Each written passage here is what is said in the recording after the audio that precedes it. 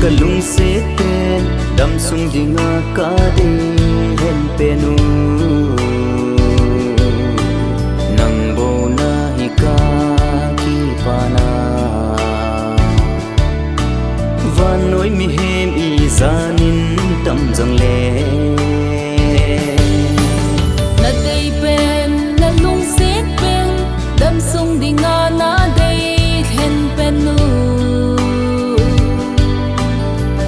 chanta ki pa e u in la krista ngai nut na pang hina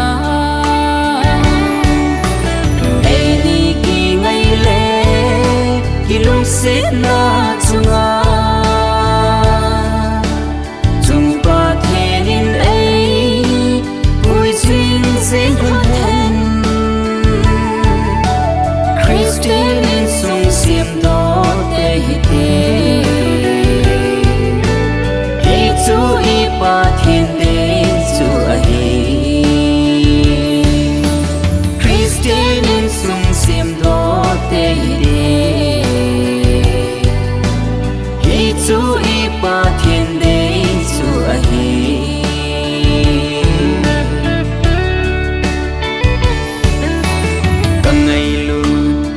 set na alem behil ngai lu na ahi ki song lel hi in de hanu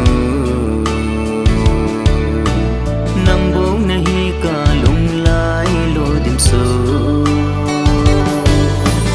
kalunga ka tu pen le ka dei hen pen chu chang ka hi tai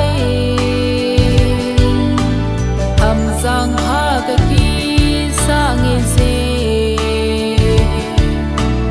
no mai no nom no hi na ka chang tai e ni ki ngai le ki lung se na chunga chung pa thenin ei pui chin sen hen Christian siêm đó te te hi chu i pa thiên te chu a hi Christian in sung siêm đó te te hi chu i pa thiên te chu a hi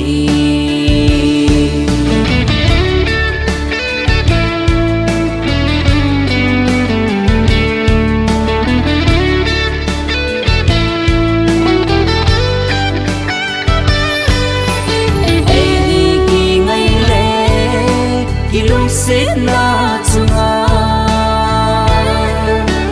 chung pa thenin ei pui chin sen hen